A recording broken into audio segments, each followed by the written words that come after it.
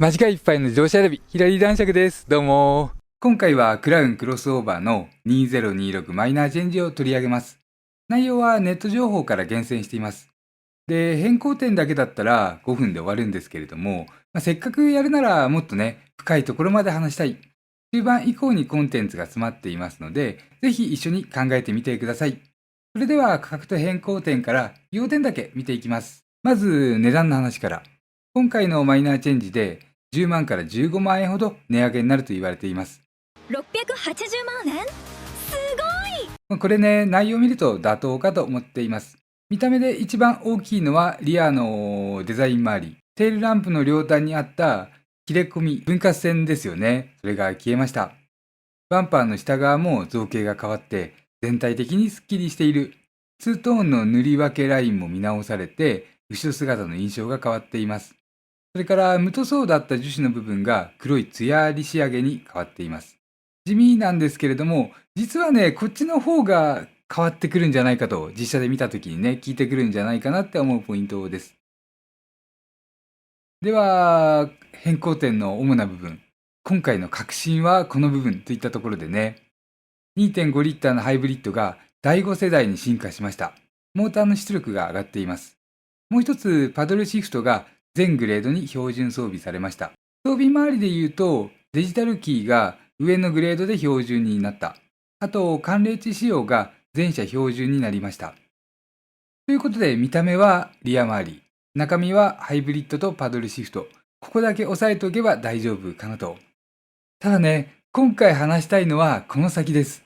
なぜトヨタは目立たないリア周りにお金をかけたのか、そしてこの車はこれからどうなるのか、そっちが本題になります。第5世代 THS モーターアップグレードです。では2つ目のコーナーいきますね。クラウンの515万円は本当に高いのかと。一番安いグレードですけれども、クラウンクロスオーバー G、これが515万円と言われています。この金額だけ聞くと、もちろんね、安い車じゃないです。クラウンは高くなったな、もう普通の人には買えないよってね、そう感じる方も多いかもしれません。でも、今回は515万円を単なる金額ではなくて、今の日本人が実際に買っている車との価格、それからクラウンのクラスやボディサイズと比較しています。するとね、ちょっと違う姿が見えていきます。自分の考えだと、クラウンは金額は高いけれども、クラスとボディサイズに対して考えれば、むしろ安い車だと思っています。まず、今の日本人が新車にいくら払っているのかを調べました。2025年の新車平均購入価格は331万円。首都圏限定だと378万円。軽自動車だけを見ると平均購入価格は196万円。それ以外ですと300万円以上の車を買っている人が全体の 43%。ただね、最も多くの人が選んでいる価格帯は200万円から250万円に位置していました。つまり日本人が車に出す金額は今も昔も250万円が基準。ところが車そのものは300万円、400万円と値上がりしている。車が高くなったからといってみんなの収入や予算が同じように増えたわけじゃない。では何が起きたのか。同じ予算で買える車のクラスが少しずつ下がっていきました。例えばミニバンで挙げてみますね。昔だったらエスティマクラスの立派なミニバン。で、それがね、300万円弱で買えなくもなかった。そこからイプサムになって、ノアやボクシーという選び方になって、今ではシエンタの中間グレードでも280万円を超えていきます。車は良くなりました。でも同じ金額で買えるボディサイズやクラスが変わってしまったという話です。普通という基準をね、どこに置くかというのもね、もう多分変わってきている。で、これがね、上級セダンでも同じような感じ。フーガに乗っていた知り合いが、次はスカイラインになって、そして今はノートオーラ。知人でね、そういう方がいます。もちろんね、オーラは上質ですが、それは一旦置いておいて、昔だったら同じ人が上級セダンを乗り継いできたところが、今は上質なコンパクトカークラスへと落ち着いていく。日本人が車に出す金額以上に、車の価格が上がった結果です。これは裏付けもあります。2023年の新車購入価格は平均で264万円でした。それが2025年には331万円。このわずか2年で67万円。67万円も上がったみたいです。率にすると 25%。最近車を買った人が昔と同じ感覚で見積もりを取ったら想像より100万円高かったってね、驚くのも当然です。日本人が突然ね、高級車ばかり買うようになったわけではないです。以前だったら200万円だった車が300万円台へ、300万円台だった車が400万円台へ、市場全体の価格が一つずつね、上に動いていった。そこでクラウンクロスオーバー G の515万円。もちろん平均よりは高いですけれども、全長 4900mm、全幅 1800mm の立派なボディサイズを持つクラウン。これが平均の 1.5 倍で買える。イメージからするとね、安いぐらいの価格設定。高級車がね、1.5 倍っていうのは、高級と普及って考えたときに、なかなかね、他のジャンルだとありえない。高級っていうのは数倍するものですよね。これはもうスーパーとか行ってもそう。例えば普通のミニバンでも装備を選ぶと、400万円台に入ってくる。クラウンは大きなボディにハイブリッドに 4WD、4WS、そして上級のイメージまで含めて515万円。次は時間軸でも見てみます。30年前のクラウンは350万円でした。今のクラウンクロスオーバーは515万円。でも日本の新車平均価格はわずか2年で 25% も上がるほど、市場全体が急激に値上がりしています。ここが大事です。他の車が急激に高くなった結果、クラウンの価格が相対的に安く見えるようになりました。今の日本市場では上級セダンの選択肢があまりないです。フーガはなくなってカムリも国内販売を終了。クラウンは正統派はクラウンセダンとして残っています。で、クロスオーバーがね、実質的にカムリの親分として、後継みたいな感じ。ただ、親分なのはね、もう乗れば間違いなくわかります。そして自分の答え、515万円という金額は高い。でも、クラスやボディサイズに対してクラウンは安い。4つのタイヤとハンドルという基本は、どんな車でも一緒。で、装備が一緒だったら価格差は小さくなるというわけになります。軽自動車が200万円、一般的な新車の平均が378万円。そんな時代にクラウンがこの値段で買えるっていうのは、もう日本の車全体がね、クラウンに近づいてきた。そう考えた方がね、自分は合っているんじゃないかなと思っています。では次のコーナー、3つ目いきます。クラウンの立ち位置と将来。まずね、クラウンには4つの兄弟車があります。このクラウンクロスオーバーという車が、何のために存在しているのかって考えたときに、そういったところをね、経営者目線も含んで見ていきます。まずクラウンのバリエーションで言うと、いかにもクラウンとして引き継いでいるのがセダン。それからハッチバックになったスポーツ。あとワゴンという名前ですけれども、実質は SUV に近いと見たときに思ったエステート。そしてこの4兄弟の一番最初に出てきたのが今回の主役であるクロスオーバー。これら並べてみるとね、それぞれのキャラクターの違いがはっきりわかります。その中でクロスオーバーだけがね、もうちょっと立ち位置が違うんですよね。クロスオーバーが異端児で他が正統派とね、言い換えてもいい。思い出していただきたいのが2022年にクロスオーバーが発表された時、他の3兄弟はまだありませんでした。つまりこれからのクラウンはこうなりますっていうね、メッセージを背負って登場してきました。顔つきも車高もボディの形もそれまでのクラウンとは全く違う。北米市場を意識した作りになっていました。もうほんとね、伝統的なクラウン像を壊すような、その先兵として送り出されたのがクロスオーバーで、このあたりはね、皆様もご存知の通りだと思います。そしてカムリが消えてクロスオーバーが出てきたというか逆かな。クロスオーバーが出てカムリが消えたって感じかな。このクロスオーバーが登場する前後で、カムリがね、日本市場から姿を消しました。自分はカムリのね、所有してるんですけれども、安くてお買い得、サイズも装備も良くて、走りもね、良し悪しあるにしても、それなりにいい。で、これがね、もうとにかく安い。330万円スタートでしたからね。2020年頃ですね。で、クラウンクロスオーバーが登場して、カムリが廃止されて、なるほど、そういうことかってね、思いました。このボディサイズの車が欲しい人にとって、選択肢の下の段が丸ごとなくなったわけです。で、セダン好きだったらクロスオーバーしかない。結果として、このセダン好きが払う金額は100万円上に押し上げられました。もうセダンが好きだったらね、100万円は仕方ないよねって言ってね、お金を払う。トヨタ視点で見れば、もうこれはね、もう大成功でしょと。クロスオーバーがね、お客様を一段上に引き上げるためのラインナップとして、見事にね、役割を果たしました。で、エステートの話。エステートってワゴンですけれども、価格はクラウンクロスオーバーの上級グレードと近いんですけれども、食い合わないのかっていう話です。これはね、住み分けができてると思います。もう本当見るとね、背が高くて、おーって SUV か、ワゴンかってちょっと迷っちゃうようなね、形をしていました。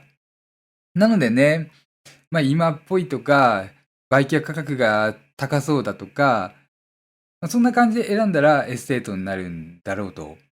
で、クロスオーバーの方はね、もうはっきり言っちゃうともう変わった車。他にね、似たようなものが思いつかないような車です。自分はこの宇宙船みたいなボディデザインがすごい好きでね、もしくはモビルアーマーみたいにも見える。で、人と同じものを持ちたくない人はこっちで。だから、ワゴンおよび SUV の中間みたいなエステートとは喧嘩しないかなって思います。で、カムリの話。次はね、現行カムリが日本に戻るのか、いや、戻らないんじゃないかなっていうね、話です。自分はクロスオーバーの役割が終わったから、カムリを日本に戻すだろうと考えていました。しかも、トヨタがね、公式に発表したのがあります。アメリカで生産している車を2026年から日本に導入すると発表しました。そしてその候補の筆頭にカムリの名前がね、載っていたんですね。ただ、今8月ですけれども、8月になってタンドラとかハイランダーっていう人気が出そうな車は日本に入ってきました。でも、カムリはね、まだ入ってこないです。筆頭ってなんだってね、思いつつも、結局のところね、今回のクロスオーバーの改良内容を見ると、カムリはね、現行型のうちは入ってこないんじゃないかって思っています。で、カムリが戻ってくるとすると、アメリカから運んでくるカムリになると思います。そういう発表だからね。東南アジアで一部売られている右ハンドル仕様ではなくて、もうこれはアメリカとの関係で日本に入れなきゃどうしようかっていう話。もう前提がね、絶対的に異なります。別にトヨタが円が欲しいとか、そんな感じは受けないので、政治的な要因から日本に入れるかもしれない。で、そう考えたときにね、いろいろ考えていくと、安いカムリにはならない可能性が高い。そもそもせっかくね、このクラスの購買層を100万円上げたわけですから、それをわざわざね、戻しちゃうのかとかね、円安の時代に輸入するのか、そもそもトヨタは円を欲しがっているのか、こういったところから予想すると、入ってこない理由は入ってくる理由を上回ります。だから、クロスオーバーがね、今回気合が入ったマイナーチェンジを行うんじゃないかと、ここにね、つながっていきます。では、クロスオーバーはどうなるのか。まずね、クロスオーバーの将来、結構ね、ここもシビア。役割を終えたんだったら、実機型ないんじゃないかって考えるのが自然ですよね。時期型はもしかしたらカムリになるかもしれない。でも現行はクロスオーバーで行こうよっていう気合を感じます。それはリアの金型を作り直して、ハイブリッドを第5世代に乗せ替えて、パドルシストまでつけてきた。特にね、リアの部分で言うと、金型に手を入れるっていうのは、もう数年かけてこのお金を回収しなきゃいけない。それがね、前提の投資というのは、広く言われるところです。つまり日本でも世界でもしばらくクラウンが主力という方針かなってね、思います。で、考えてみると、リアのデザインがどうこうという話が小さい話に見えてきませんか？トヨタのラインナップが推測できてくる。そんなね、大きな話。次のコーナーいきます。ネットの反応に物申すというコーナー。ポジティブとネガティブのコメントを拾ってきましたので、それに自分が反応をしていきます。で、今回は同じようなコメントが多かったので、1と2をまとめていきます。ではコメント1。超不評で恐ろしく違和感のあったお尻のプレスラインが改善されました。バイトンカラーの塗り分けもフロントとルーフのみに変わる。で、コメント2。クラウンクロスオーバーマイナーチェンジでリアのデザインがかなり変わった。一番のネックが改善されたなと。で、自分の反応。写真を初めて見た時に瞬間的に思ったのはね、違いがわからないといったところでした。すごい変わったってね、みんなが騒いでいるんですけれども、どこが変わったかわからないよっていうのがね、自分の第一印象でした。で、よくよく見ると、パーティションの位置が変わっていました。パーティションっていうのは切れ目や境目を意味する言葉。そして、瞬間的に思い浮かんだのが、金型を大幅に変更するのだろうと。トヨタ、頑張ってるね。思い切ったね、なんてね、思いました。もうそれぐらいね、お金かかるところ。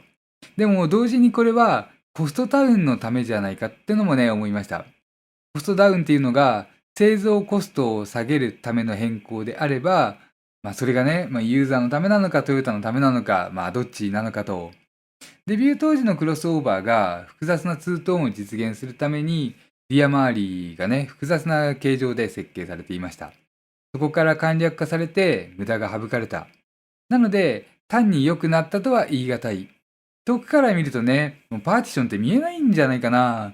近くで見たり、写真で見たりするから目立った変更に見えると思えるんじゃないかもしれないっていうのがね、自分の意見です。で、3つ目のコメント。リアのバイトン周りの塗り分け線が変というユーザーの不満の声を対応するみたい。それよりメインは 2.5EHV、ごめんなさい。2.5HEV モーター出力アップの第5世代ですねって。これはビッグニュースです。もうほんとね、価格の上昇の幅に対してユーザーは大きなリターンを得られるんじゃないかってね、思っています。現在のところ THS は低速時にアクセル全開でも遅いです。もうね、ほんと遅い、加速しないっていうかね。で、時速100キロを超えてきた先ですごく強い加速力を発揮してくれる。これはね、システム的に、ギア比が低速側に持っていけないっていう関係もあって仕方ないんですけれども、第5世代はリチウムイオン電池が瞬間的に供給できる電力を増やしたとなっていますから、この点がね、改善されている可能性があります。で、もう一つがパトルシフト。例えばね、上り坂で減速をするほどのコーナーを曲がるとき、エンジンが停止していると、とにかく不快でした。実際にね、クロスオーバーでも走り行ったんですけれども、コーナーに入るときは普通にアクセル戻してブレーキ踏んで入っていく。で、ブレーキ緩めて、ハンドルを、打角を決めて、で、今度戻す前にアクセルを踏み始めるわけですけれども、このアクセルを踏んで加速するポイントで、上り坂だと加速しなくて、で、踏んで、時間を置いてからエンジンがかかって実際の加速が始まる。この音とね、ペダルを踏んだズレっていうのがね、もうすごく気になるんですよね。もう上り坂ですとレスポンスの悪さが極端に現れて、アクセルを踏んで 0.5 秒後でも実際は1秒とかそれ以上待たされる感覚。この音と加速感、アクセル操作のタイミングが合わないんですよね。で、違和感につながると。で、ハリアーとかね、カムリとかマニュアルモードがありますので、それを使えばエンジンをかけっぱなしにできる。で、クロスオーバーもそうした走りやすさを手に入れるんじゃないかって考えられます。そしたらコメント4つ目。リアデザインがスッキリしました。横方向の広がりが強調されて安定感が増した。ボディ同色部分が増えて全体がまとまって見える。そうだね。パーティションの話よりもバンパーカップの変化の方が大きなポイントかもしれない。実際に歩いている時の視点から見たりするとね、普通に見ると大して目が行くところではないけれども、車の中に座って真後ろから見たとすると、このバンパーの下部っていうのがね、もしかしたら違いが分かりやすいポイントなんじゃないかな。で、ここでね、ちょっと一つ厳しいことを言わせていただきますと、写真は白と黒をくっきりさせて、その境目を強めるとね、美しくなる。そんな法則があります。そして多くのカメラがそういう絵作りをしている。例外なのはもう本当に上級な一眼カメラぐらい。普通に撮った写真だと、このパーティションという黒い境目が目立つので、実写だとね、そこは違いとして感じにくくて、バンパー、下部の違いの方が出てくるんじゃないかななんてね、思っています。いずれにしても写真は白と黒をはっきりさせて、その境目を強めると美しくなる。そしてこの法則に基づいてカメラは絵作りをしているっていうのはね、ちょっと覚えておくといいことがあるかもしれないです。いいことってなんやねんみたいなね。ところですが、次はネガティブな方いきます。コメント5つ目。クラウンクロスオーバーは9月のマイチェンで不評だったリアの分割線が消えるのか。ただ、フェンダーまではいじれなかったみたいで、やっつけ仕事感がすごいってね話です。またボディデザインの話だね。もう今回のマイナーチェンジは、このリアの注目度が高いね。で、思うのは、金型を変えてパーティションの位置を大きく変えるという、かなり費用と勇気が必要な判断だったということです。担当者は首をかけた判断かもしれないなんてね。もちろん冗談ですけれども、こんな目立たない部分にお金を使ったトヨタの姿勢というのはね、もう確かすごいと思います。しかし、クロスオーバーがそこまで売れていないので、もっと売るためっていう変更はできなかったんじゃないかと。外側から見るとというかね、自分みたいな立場から見ると言いたい放題できるけれども、いかに費用を抑えて最大の効果を出すかって考えると、本来はフロントマスクに使うべき費用だったんじゃないかななんていうのもね。でもそれがね、マニアとか細部にこだわる人、つまりクラウンのお客様ですよね。それがこれだけ費用をここにかけたということは、トヨタの歴史の中でどれほどある事態か。これがね、クラウンは特別な人に向けた車だぞっていうね、意識の表れとも言えます。これがでかいね。そしたらコメントを6つ目。リアの分割線をなくす方針はいいけれども、中途半端に意味不明に残る部分もあるし、分割構造で凝った作りだったロアバンパーが単一パーツになるのってなんだか廉価版みたいだな。